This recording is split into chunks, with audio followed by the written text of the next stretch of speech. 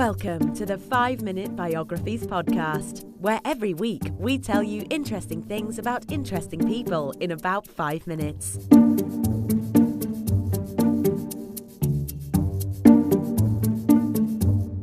And now here is your host, Wayne Armstrong. Hi, I'm Wayne Armstrong.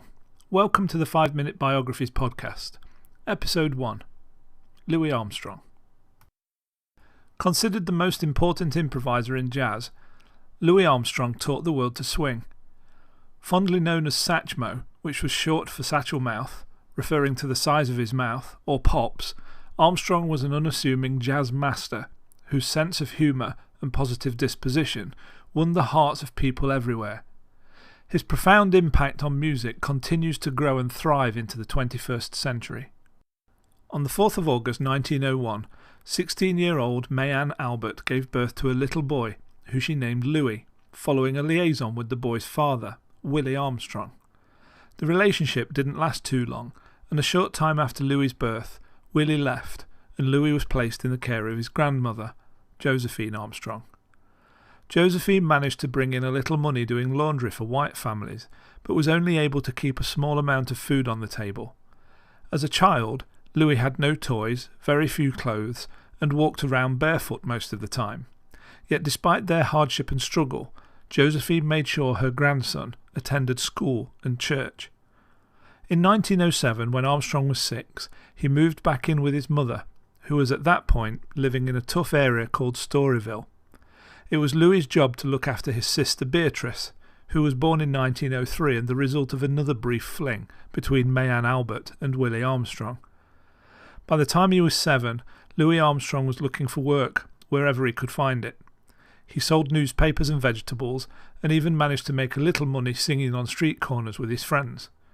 Eventually, he was able to save up enough money to buy a used cornet, which he taught himself to play.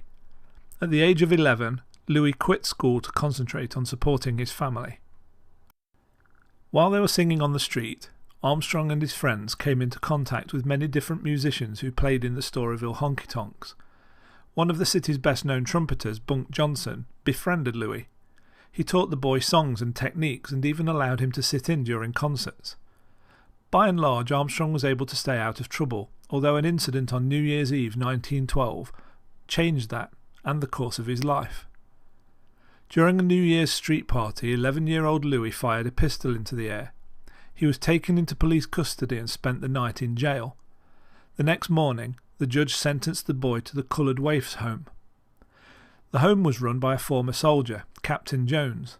Jones's regime provided discipline, regular meals and daily classes, all of which had a positive effect on Armstrong.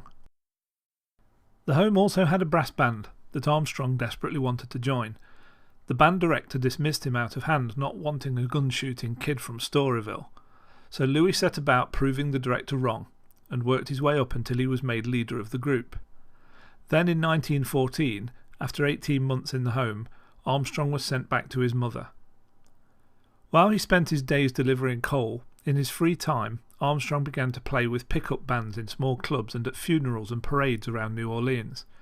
He began to get noticed by some of the older musicians as well. It was around this time that Joe King Oliver, one of the best trumpet players to be found, became Armstrong's mentor. He was in Kid Ory's band, but when he decided to move to Chicago, Louis replaced